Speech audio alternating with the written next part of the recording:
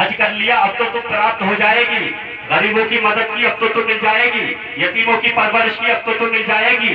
सर्दियों के मौसम में फतेहपुर की सरजमीन पर ठंडे पानी से वुजू किया, नमाज पढ़ी, जन्नत अब तो मिल जाएगी। जन्नत ने कहा कैसे? मैंने कहा नमाज पढ़ी।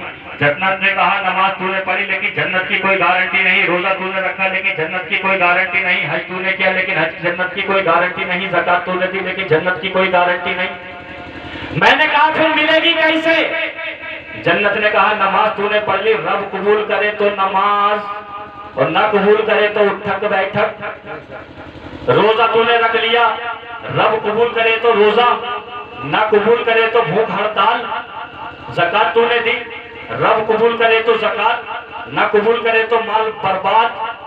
हज तूने किया, रब कबूल करे तो हज, ना कबूल करे तो माल बर्बाद। मैंने कहा मौला, मैंने कहा जन्नत तू ये बता दे कि जब नमाज पढ़ ली जन्नत नहीं मिल सकती, रोजा रख लिया जन्नत की कोई गारंटी नहीं, ज़कात दी जन्नत की कोई गारंटी नहीं, फिर ये मिलेगी कैसे?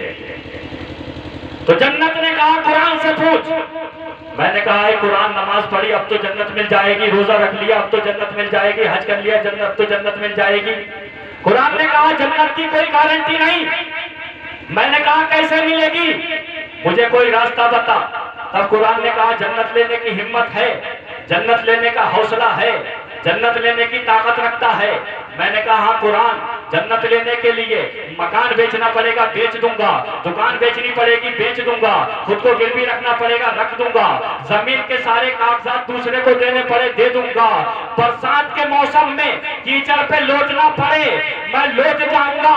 कुरान, मुझे जन्नत चाहिए। सर्दियों के मौसम में नंगे बदन जमीन पर लेटूं लेकिन मुझे जन्नत चाहिए। जाड़ों के मौसम में नंगे पैर घूमूं लेकिन जन्नत मुझे चाहिए। गर्मियों के मौसम में बालू पर नंगा लेट जाऊं लेकिन मुझे जन्नत चाहिए। सब बर्दाश्त कर लूंगा। तब कुरान ने कहा जन्नत लेने की हिम्मत है, जन्नत लेने का हौसला है, जन्नत लेने की ताकत रखता है। मैंने कहा हाँ कुरान, जन्नत लेने के लिए मुझ में हिम्मत है, जन्नत लेने के लिए मुझ में हौसला है। तब कुरान ने कहा जन्नत के दो रास्ते हैं, अगर माल हो तो लुटा के ले ले और जान हो तो कटा के ले ले।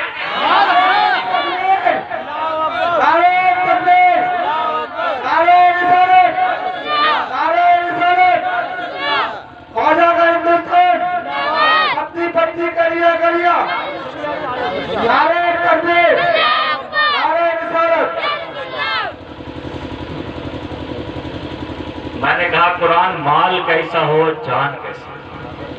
तब कुरान ने कहा माल हो उस्मान गनी की तरह और जान हो औलाद अली की तरह। अरे बोलो भाई,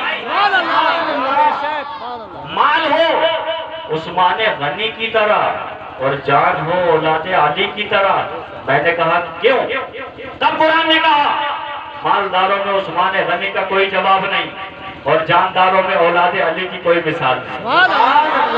गोया हुसैन ने रब की जन्नत से जान के बदले में सौदा किया। अर्ज की मौला, मैं तेरी खैरात की जन्नत में नहीं जाऊंगा, तेरी ज़कात की जन्नत में नहीं जाऊंगा, तेरी अता की जन्नत में जाता लेकिन उससे पहले जान दे करके जाऊंगा। तो गोया हुसैन ने जन्नत से सौदा किया। कहा मौला जन्नत तेरी है, जान हुसैन की है। इसकी मिसाल मैं आपको एक और समझाता हूँ। अभी एक बंबई का नियम चल रहा है, आप जानते होंगे, क्योंकि मेरी तकरीर का मौजूद है, मैं इस्लाह मुआशरा इस्लाह मुस्लिमीन जरूर करता हूँ। आजकल का माहौल आपने देखा, यही बात आपको समझाऊंगा। आप रोड पे निकल जाओ, अगर जहाँ 40 बच्चे जमा हैं तो उस बच्चों में कम से कम 20 ऐसे होंगे जिनके कान छिले हुए होते हैं कि नहीं? 20 ऐसे होंगे जिनकी पैंट फटी हो। वजह क्या था? बम्बई का हीरो था, जल्दी में जा रहा था फिल्म बनाने के लिए, पैंट फट गई, उसी फटी पैंट में टीवी रिलीज हो गई। सबने देखा कि अरे हीरो ये फैशन निकाल के आया है। आजकल का हीरो उस नकली फैशन को असली फैशन है ठेकेदार के पास पहुंचता है, भाई मुझे फटी हुई पैंट देना, भाई मुझे चिरी हुई पैंट देना। अरे नादान, तुझे बम्बई के हीरो पे चलना नहीं, अगर चलना था तो मदीने के उस्मान के नक्शे कदम पे चलता, अगर तुझे चलना था तो बरेली के अहमद रजा खान के। और यही वाला नहीं है, नाचने में अगर थोड़ा डीजे बज जाए जब बाली का साइज हो तो लड़के नाचना शुरू करते हैं। मैंने अपनी आंखों से देखा, मेरे गांव का वाकया है। एक औरत का बच्चा नाच गिरने लगा। पड़ोस वालों ने कहा, औरत तेरा लड़का नाच रहा था। 4 दिन तक मियाँ बीवी घर से बाहर नहीं निकले। उनको इतनी शर्म लगी कि ये नाचना हमारा काम है, ये नचकैया बनना हमारा काम है, अरे ये तो गैरों का शियार है। और आज का मुसलमान देखो, अगर नाचने की जरूरत कहीं पर डीजे बज जाए तो बाप खड़ा होकर के अपनी बीवी से क्या कहता है कि देख रही है वो जो लाल शर्ट वाला लड़का है तेरा और मेरा, कितना अच्छा नाच रहा है। पड़ोसी पड़ोसी से कहता है देखा डांस कितना बढ़िया किया है। अरे कुछ शर्म नहीं है। इस्लाम ये नहीं सिखाता है, इस्लाम ये सिखाता है कि बच्चा आपका बचपन से है, कुछ बड़ा होता है उसको इस्लाम सिखाओ, उसको कलमे सिखाओ, उसको नमाज का तरीका सिखाओ, उसको रोजे का तरीका सिखाओ, उसको मस्जिद में जाने का तरीका सिखाओ, उसको उस्ताद के सामने बैठने का तरीका सिखाओ, उसको नाते पाक पढ़ने का तरीका सिखाओ, उसको नसीहत करने का तरीका सिखाओ। ये अपना इस्लाम दस देता है। लेकिन मुसलमान है इससे अपने बच्चों को दूर किए हुए है, बल्कि जहाँ डीजे बज रहा है वहाँ मुसलमान भाग रहा है, जहाँ नरंडियां नाच रही हैं मुसलमान वहाँ भाग रहा है। इस्लाम ये नहीं सिखाता है कल का मुसलमान कोई गलती करता था तो बैठ करके रोता था, और आज का मुसलमान गलती करता है तो 4 जगह बता। मेरी बात गलत है क्या? सही है। ऐसे ही फिल्म निकली है गजनी, मैंने पढ़ा, उसने ऐसे बाल काटे टेढ़े टेढ़े, एक सवाल मिलके ये तेरे बालों में क्या बीमारी लग गई? गाना बीमारी लगी है, फिल्म निकली है गजनी, तुम्हें तो गजनी बन गया। थोड़ा आगे बढ़े तो एक लड़का आया बिल्कुल पतला, उसके बाल ऐसे यहाँ था जैसे आंखों में को डंक लगते हुए बिच्छू गए। मैंने कहा भैया तूने कौन सा हुलिया बनाया है? बहुत तवज्जो सुनना, मिसाल दे रहा हूँ, तूने कौन सा हुलिया बनाया? कहा आपको कुछ नहीं मालूम, आप पढ़ने लिखने की बात करो। मैं क्या बड़ा टेढ़ा टेढ़ा चल रहा है, ये कैसा इंसान है? मैं कहा एक बात तो बता। बोले आपको कुछ नहीं पता, आपसे मैं बात नहीं करूंगा। वो चला गया। मैं घर पर पहुंचा, पहुंचने के बाद में घर वाले बोले ये एक मेहमान का बच्चा है, इसको जूता खरीद के ला दो। मैंने कहा जूता तो मैंने खरीदा नहीं है, लेके कैसे आऊं? कहा जाओ उससे कहते ना अच्छे से अच्छा जूता दे दो।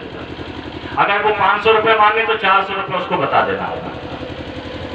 पहुंचे, जैसे ही दुकान में दाखिल हुए मैंने कहा दुकानदार सलाम अलैकुम व रहमतुल्लाहि ताला व बरकातुहु आला। कहा जी बताइए। जवाब देने के बाद मैंने कहा जूता दिखाओ और अच्छा दिखाना। कहा कैसा? मैंने कहा पैसा मैं दूंगा, तू क्यों पूछता कैसा? कहा मौलाना दिमाग तुम्हारा हाजिर है। मैंने कहा क्या हुआ? कहा एक समाज बिगड़ा पड़ा है, माहौल में एक आग लगी हुई है। मैंने कहा क्या हुआ? बोले गोश्त की दुकान से लेकर के चावल की दुकान तक, सिमई की दुकान से लेकर के दूध की दुकान तक, कपड़े की दुकान से लेकर के टेलर की दुकान तक समाज में आग लगी हुई है। मैंने कहा क्या हुआ? बोले हर तरीके का इंसान आता है और कहता है कुछ मत दीजिएगा, सिर्फ तेरे नाम दीजिए। बोले झूम के सिर्फ तेरे नाम। मैंने कहा ये तेरे नाम कौन सी बीमारी है? कहा बंबई में एक फिल्म निकली है, जैसा बंबई के हीरो ने किया जमाने का हीरो करा। घर पे आ गए, ईद से फारिग हुए, लेट गए। मिसाल दे रहा हूं समझाने के लिए, लेटे एकदम शोर मचना शुरू। मैंने सोचा आज किसके यहाँ लड़ाई हो गई। जैसा दरवाजे पे से झांका, क्या देखा कि एक जानवर भाग रहा है आगे को, उसके आगे को सिंह है। लोग उसके पीछे कह रहे हैं तेरे नाम आ गया है, तेरे नाम आ गया है, तेरे नाम आ गया है, तेरे नाम आ गया है। मैं कलेजा पीट कर मजमा आम में पहुंचा। मैंने कहा भाइयों बताओ वजह क्या है? कहा बंबई में एक फिल्म निकली है, जैसा बंबई के हीरो ने किया है, जमाने का हीरो कर रहा है, जैसी बंबई की हीरोइन ने किया है, जमाने की हीरो ने कर रही है। मैंने कहा तुझे कोई नहीं रोकेगा तेरे नाम कहने से, खूब कहो डंके की चोट पर तेरे नाम, लेकिन गुनाह देख करके ना कहो, मासियत देख करके ना कहो, खता देख करके ना कहो, परेशानियां देख करके ना कहो, किसी की गरीबी देख करके ना कहो। बोला क्यों? मैंने कहा खूब कहो, हमारे बुजुर्गों ने तेरे नाम कहा है। करबला का मैदान है, असगर कट रहे हैं, हुसैन अर्ज करते खुदा तेरे नाम, अकबर कट रहे हैं, हुसैन अर्ज करते खुदा तेरे नाम, और मोहम्मद कट रहे हैं, हुसैन अर्ज करते खुदा तेरे नाम, कासिम की जबानी कट रही है, हुसैन अर्ज करते खुदा तेरे नाम, 72 जानिसार कट रहे हैं, हुसैन अर्ज करते खुदा तेरे नाम। और जब हुसैन का अपना सर कटा तो हुसैन ने कहा मौला सब तेरे नाम, असगर तेरे नाम, अकबर तेरे नाम, कासिम तेरे नाम, और मोहम्मद तेरे नाम। तो रब ने फरमाया हुसैन जब सब मेरे नाम तो जन्नत तेरे नाम, रिफत तेरे नाम, बरकत तेरे नाम, करामत तेरे नाम, सुजात तेरे नाम।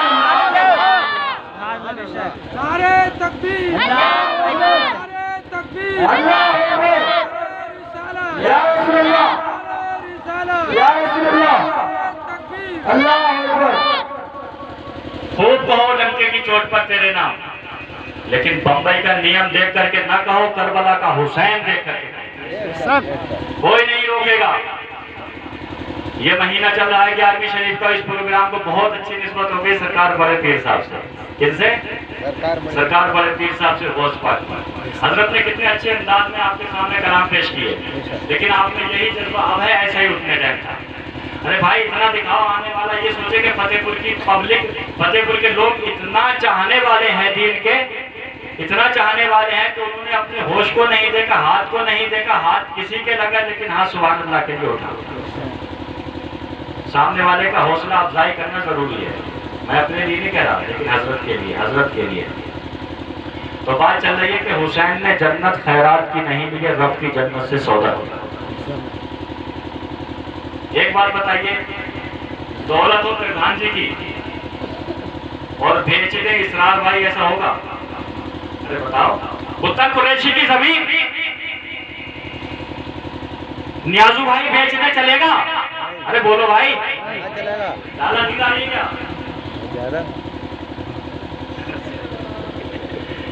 जमीन मेरी बेचे कल्लू मास्टर, जमीन मेरी बेचे मौलाना जफीरुल हसन, जमीन मौलाना जफीरुल हसन की बेचे शायर इस्लाम, जमीन शायर इस्लाम की बेचे खतीब इस्लाम। ऐसा मुमकिन है? अरे बोलो नहीं। जिसकी जमीन वही बेचे, जिसकी दौलत वही बेचे, जिसकी संपत्ति वही बेचे, जिसकी मिल्कियत वही बेचे, जिसकी प्रॉपर्टी वही बेचे। अब सवाल ये पैदा होता है, जन्नत तो रब की है, जन्नत तो रब की मिल्कियत है, रब जन्नत का मालिक रब है, तो जिसकी मिल्कियत वही बेचेगा, तो जन्नत रब की, लेकिन बहलूल दाना कैसे बेच रहे हैं? बहलूल दाना कैसे बेच रहे हैं? ये वही बहलूल दाना है। चौराहे पे बैठे हैं, मिट्टी के खिलौने बना रहे हैं। काय के? अरे बन्ने भाई सुभान अल्लाह बोलो भाई, आप आगे बोलो। अरे हाथ निकालो, ठंड इतनी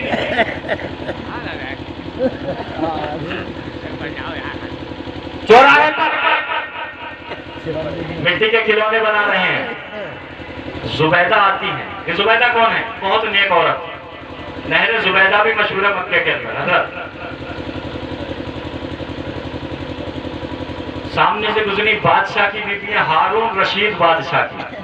कहा बाबा क्या बना रहे हो? कहा जन्नत। कहा बेचोगे? कहा बेच दूंगा 1 मिनट में। कहा कितने में? कहा 2 दिनार में। 2 दिनार में जुबैदा को आओ ना ताओ, फौरन 2 दिनार दिए, जन्नत ली। है इस भारत की सरजमीन पर किसी की हिम्मत कि बाप की दौलत, बाप की मौजूदगी में बेटा बेचे? नहीं बेच सकता।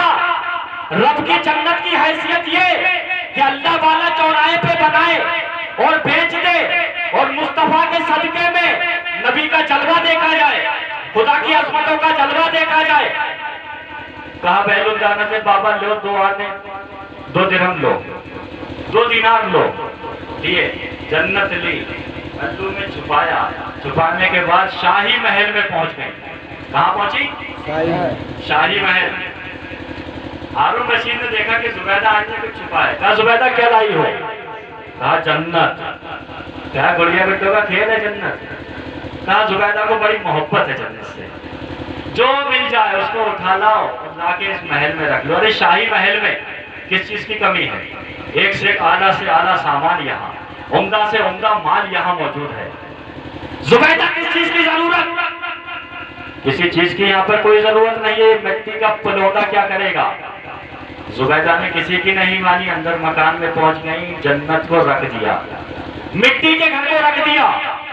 रात को मियां बीवी लेटते हैं, रात का पिछला पहर गुजरता है।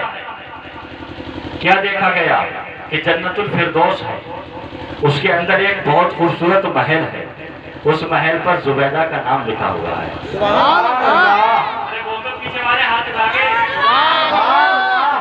जिस इंसान ने हाथ नहीं उठाया, मैं ये सोचूंगा शायद उसको तकरीर अच्छी नहीं लग रही है या वो सो रहा है। सुभान अल्लाह। पहलू दाना के नाम पे एक मर्तबा बोल दो सुभान अल्लाह।